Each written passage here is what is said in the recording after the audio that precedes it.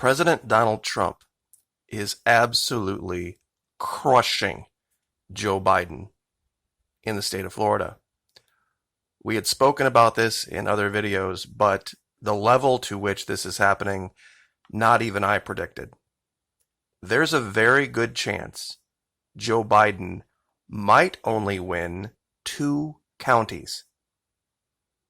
Maybe Broward and Gadsden, and even they are close.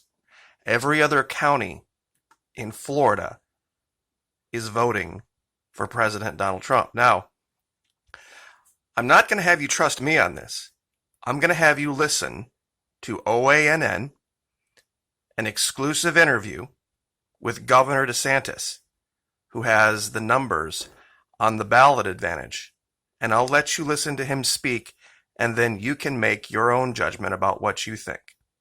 So, without any further ado, here we go. In droves, what kind of numbers can you give us? Well, going into Election Day, the total early vote, mail and in person, was 108,000 Democrat ballot advantage. Republicans erased that in 2 hours today. We now have about 110,000 Republican ballot advantage, and I think we have a ballot advantage over the Democrats in every county except Gadsden, Broward, and maybe 2 others that are within like 10 votes, but we have a 10,000 vote advantage in Palm Beach. We just took the advantage in Pinellas, which is a swing county. And so I think you're seeing 2 to 3 to 1 Republican outpace Democrat turnout on Election Day. So we already swiped away whatever advantage the Democrats had, basically. So, Governor, albeit that you were in a different position back in 2016, here you are witnessing the election of 2020. How do you feel it's the same or different going into this race? Well, specifically in Florida, one thing that's different is when I took office as governor, I accepted the resignation of Brenda Snipes as supervisor of Broward County, and I removed the Palm Beach County supervisor. So those had been problem counties for 20 years. They're running smoothly today. We don't anticipate any problems. We think we'll get a good count. So I felt that the election was in good hands going forward. In terms of some of the issues, I think the president's in a stronger position than he. And don't discount that move by Mr. DeSantis. It was a genius move because, as we know, those counties have just been absolute basket cases. They've made national news because they were so bad. And both of the supervisors are gone and professionals are in charge now. This is another reason that I said there's absolutely no chance of the cheating going on down here. This is huge, guys. The counties that he's talking about, Gadsden County, that's Tallahassee. Broward, of course, is down by Miami. But even Gainesville, which is University of Florida, all red. Pinellas, over by Tampa, maybe. But all around there, solid red. Everybody is voting for Donald Trump. Everybody in Florida, virtually everybody voting today is voting for Donald Trump. It is a whitewash down here. Absolutely, totally crushing Joe Biden. I'm going to let this continue. It's 122 into a 519 clip.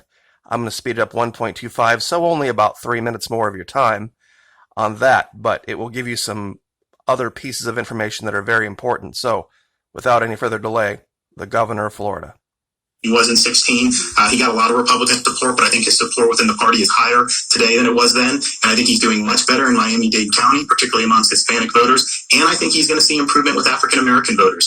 And even small improvements there is really big because the Democrats count on getting 90% of those votes. Right. And from my perspective, that to me is the biggest difference. It's who is voting for who in 2020. And President Trump seems to have won over the Latino votes, the Hispanic community. And Biden does not have the same support that Hillary Clinton maybe had back in 2016. And I think you brought up an interesting point in one of your earlier interviews. You said that this community, the people that escaped from socialism countries, they are the ones that know the threat that socialism and Marxism poses. They know best. They had parents or grandparents that escaped from this kind of regime. So these supporters, they're supporting President Trump because of the fear that Joe Biden's real agenda will have for our nation. Do you think that Biden having someone like Kamala Harris as his running mate, is this what alienated so much of that community? Well, I think it's a combination of things. One, Biden has no charisma. Obviously, he's a weak candidate. Trump is very charismatic and draw massive people. So that's just, you would rather be Trump than be Biden, apart from the politics, just their personas. But then I think putting Kamala Harris was a huge unforced error. She's not a good candidate. Affirmatively, she's not drawing any votes, but I do think she's repelling votes because people look at Biden and say, wait a minute,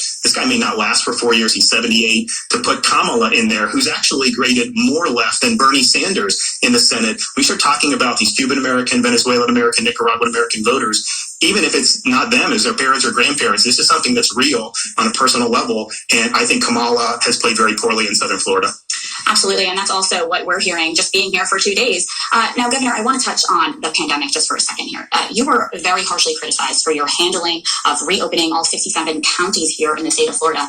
You made a comment saying we can't burn down the village in order to save it.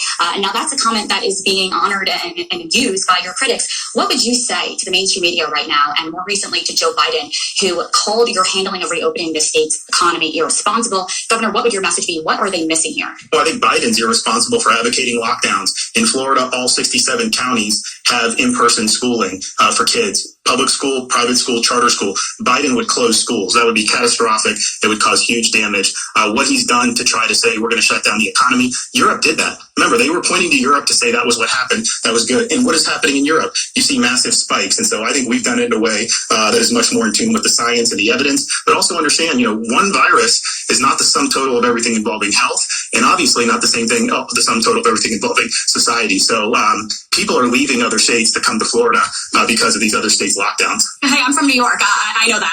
I see it too much. Now, Governor, do you think we're going to be able to have those votes for the state of Florida by tonight? What's your prediction? Oh, yeah, no, absolutely. So all the early votes and mail votes get canvassed before Election Day. So those will be reported between 7 and 7:30, depending on the time zone. And then the rest of the votes will be counted. So we'll have a result tonight. Absolutely. Well, it could still be a nail-biting race for the state of Florida, but we are in it for the long haul. Thank you so much, Governor, for your time. Great. Thank you. So there you have it, right from the governor of the state. All 67 counties have in-person schooling. You want your kids to go to school like normal? Come to Florida, just like he said. Just like the man said.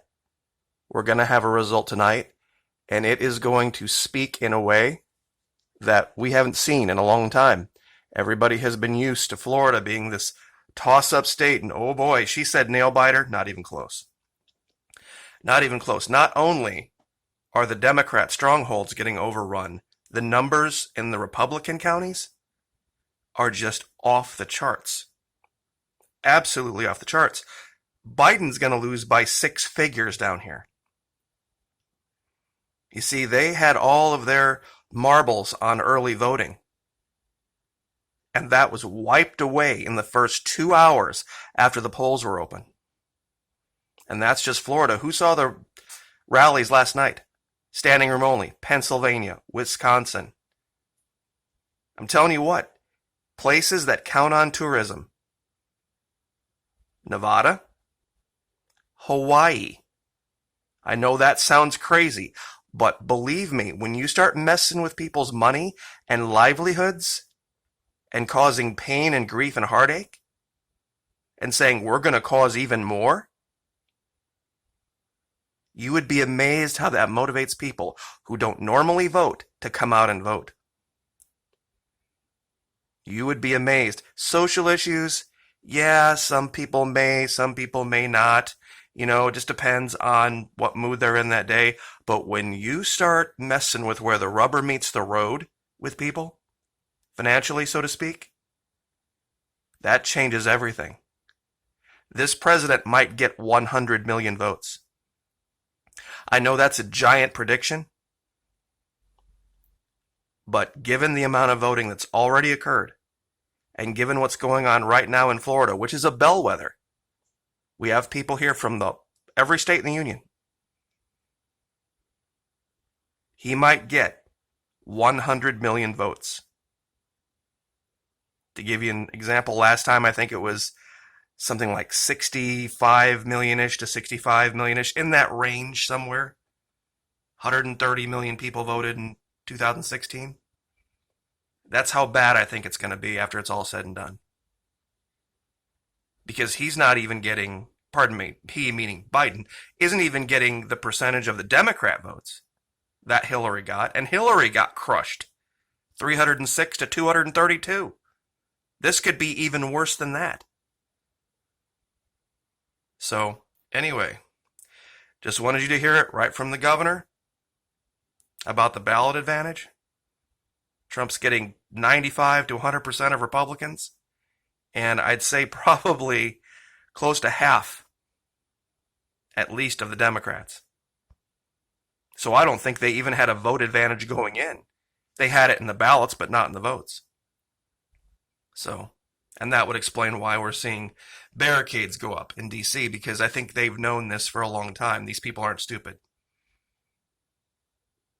So, anyway, President Donald Trump absolutely crushed Joe Biden. Like, share, subscribe.